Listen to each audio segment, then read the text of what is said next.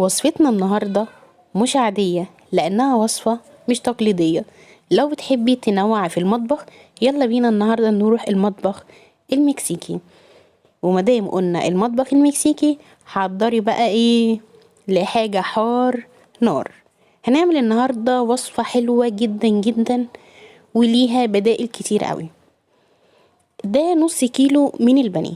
نص كيلو من البانيه ده تقدري برضو تخليه ربع كيلو من البانيه، يعني مش شرط تعملي نص، وتقدري تخليه لحمة مفرومة. تمام.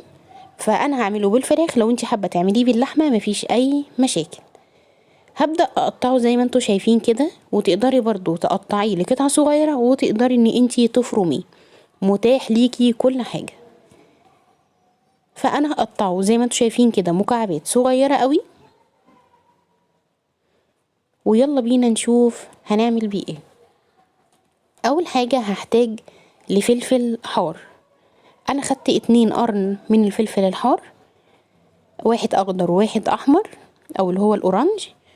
وهحتاج كمان 3 فصوص من الثوم، وكمان هحتاج بصلاية مفرومة، وهحتاج كمان كوباية من عصير الطماطم.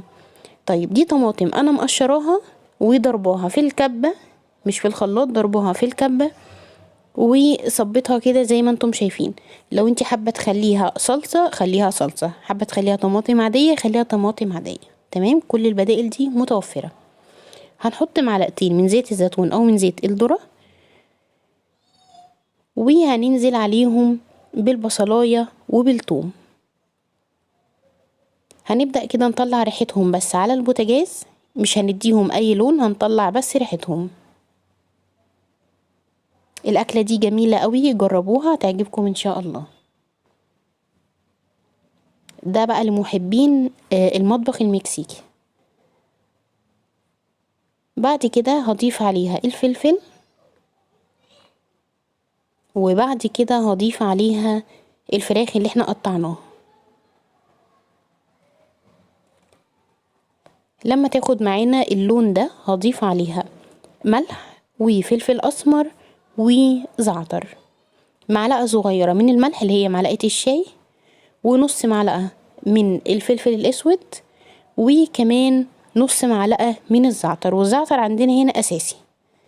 وبعد كده هضيف الطماطم واسيبها على البوتاجاز لحد ما تستوي. تعالوا بقى نعمل مع بعض سلطة مكسيكي كده طعمها حلو جدا علشان تبقى جنب الاكلة بتاعتنا دي. مشهورة تكون جنب التاك وجنب اي حاجة مكسيكي، السلطة دي بتلاقيها.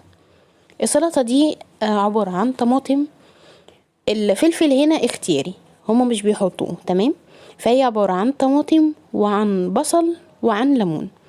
هما بيقطعوا البصل مكعبات صغيرة قوي وبيصفوا المية بتاعته، بس انا بدل ما اقعد اصفي في مية بقى والكلام ده كله، فانا قطعته كده زي ما انتوا شايفين زي الورد بتاع الكشري. تمام. وكمان ضفت عليها كزبرة خضراء تديها طعم فظيع.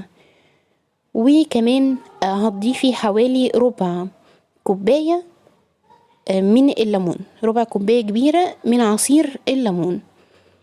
تمام، ما يعادل من 3 ل4 ليمونات. وبعد كده بقى قلبيها فظيعة.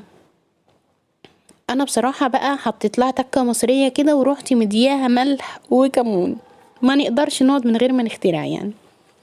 وضفت كمان الفلفل الحار علشان يخلي طعمها كده في اللذيذ. طبق السلطة ده رهيب. نرجع بقى للأكلة بتاعتنا. هنجهز البطاطس، هنحمر بطاطس. تقدري تستخدمي اللي هو الفريز العادي اللي هو بيتباع، وتقدري ان انت تجيبي بطاطس طبيعية وتعمليها انتي. البطاطس اليومين دول بيكون فيها مشكلة، انتي وحظك بقى يا تلاقيها تحمير يا لأ، فيعني حاولي ان هي تكون تحمير. بعد بقى ما حمرنا البطاطس وجينا بقى الأحلى مشهد، هتجيبي طاجن او صينية او الحاجة اللي انت هتعملي فيها، وهتضيفي البطاطس، وبعد كده هتضيفي الفراخ بتاعتنا بعد ما استوت، وبعد كده هتضيفي الجبنة الجبنة دي عبارة عن جبنة شيدر وجبنة موتزاريلا.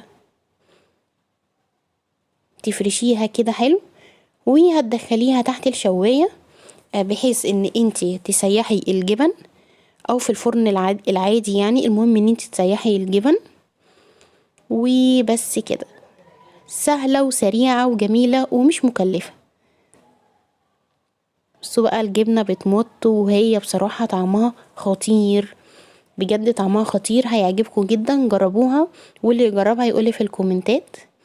وده كان الفيديو بتاعي النهاردة، فيديو بسيط خفيف، يا رب يكون عجبكم، يا رب يكون كان خفيف على قلوبكم، يا رب يكونوا استفدتوا منه. ما حبيتش اعمل لكم برضو حاجة اوفر او حاجة صعبة، كلها متوفرة وكلها في بيوتنا وبس كده. انا ولاء هاشم ودي قناتي، لو اول مرة بتشوفيني يا ريت تشتركي معايا وتفعلي زر الجرس، ولو عجبك الفيديو ما تنسينيش في الاعجاب. ودلوقتي هقول لكم دمتم سالمين ومع السلامة.